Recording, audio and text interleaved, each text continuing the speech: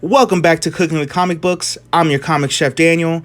Today we're going to be making some Nashville hot chicken sandwiches, some thick cut fries, and we're going to be talking some Swamp Thing. Let's get started with our wet ingredients. Let's do 1 cup of milk. We're going to add in some dabs of hot sauce. I did about 5 or 6 here. It's whatever you like to your heat level. Let's do 2 eggs. Next thing, we're going to get these ingredients all mixed up and well incorporated. For our dry mixture, we need 2 cups of flour, 2 teaspoons of salt, and let's do 2 tablespoons of that wet mixture. Get those ingredients mixed well together. Also, get your ovens preheating to 325. For this recipe, I'm using chicken thighs. Go ahead and give them a nice coating in these dry ingredients.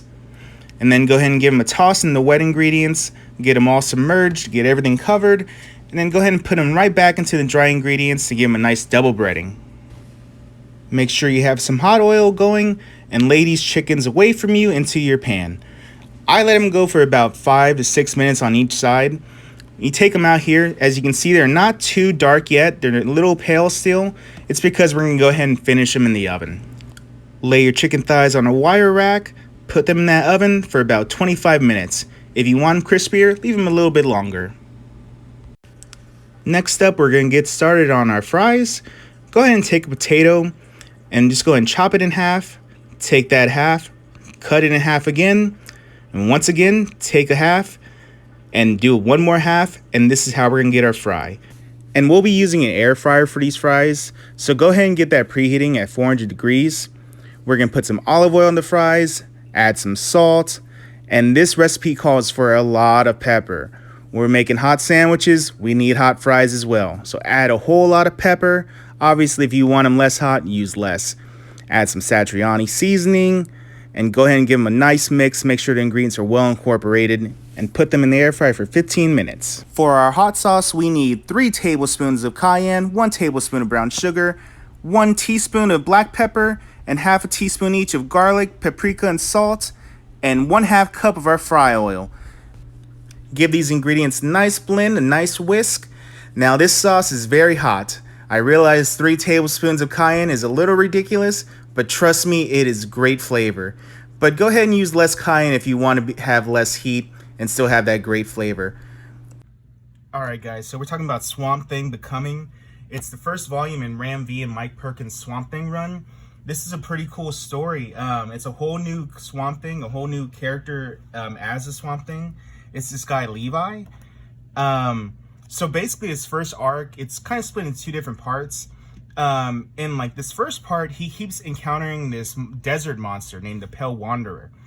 And he doesn't know what's happening. Every night he has what he thinks are dreams of becoming this swamp monster, this Swamp Thing. And every night in these dreams, he fights this monster. He ends up losing and getting spit back out into his city. So he doesn't know what's happening and eventually starts realizing that he is actually this swamp monster. He actually ends up fighting him at the end and tries to save this one sheriff of this town and ends up defeating this Pale Wanderer by making this tree explode out of his face, out of his chest, his whole body. It's such a cool sequence. This tree pops up in the middle of this desert and no one knows what's going on. It's so cool. What's really great about this storyline is it's a real horror story, dark, creepy story. And that's what's so cool, what you can do with Swamp Thing that you can't really do with some of the brighter characters in the DC universe. It's just such a cool storyline. So he has this friend Jennifer who she's like a doctor and she's trying to help him figure out what's going on with him. When he's getting an MRI, somehow they're both sucked into the green. So he goes in, he meets Poison Ivy in there, and it's cool. She has like 2 different personalities. She's 2 different people in it. She's Poison Ivy and just this regular Ivy who's nice and tries to help him, and Poison Ivy who tries to hurt him. And his friend is lost, and she ends up coming across Jason Woodrue, the old Swamp Thing villain. So he tries, say, oh, I'm gonna help her, and we know, of course, that he's actually evil. But Swamp Thing ends up getting attacked by Poison Ivy, and he's saved by this mysterious character, and it ends up being Alec Holland, the old Swamp Thing that we know. And it's cool to see those two characters together, new Swamp Thing, old Swamp Thing.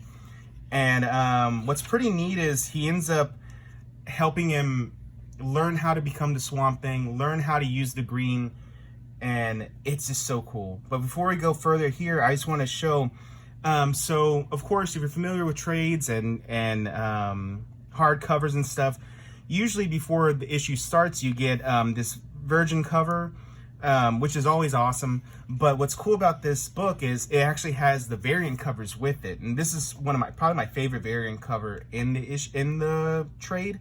It's just such a cool looking image of him just coming out from the swamp. It's just awesome. Here's some more Woodrue. This is him getting all the memories of the Swamp Thing. You see the classic cover, from his debut issue. This is such a cool book. If you're a Swamp Thing fan, you will like this. It's so cool. It's creepy. If you like the Alan Moore stuff, you should like this book. It's so cool. The first 4 issues of the run are in this book, and it also has 2 issues of the Future State storyline, the Swamp Thing issues that came out there. It's not really connected with the previous 4 issues per se, but I'm not even too sure if it's the same character, the same Swamp Thing or not. But it's a very cool story nonetheless. But I cannot wait to get the second volume now and continue with this run, because it was just such a cool book, and I highly recommend it. Here we have our final product, but of course it has to pass the sous chef Gus taste test. Will he take it? Well, another win for Cooking with Comic Books.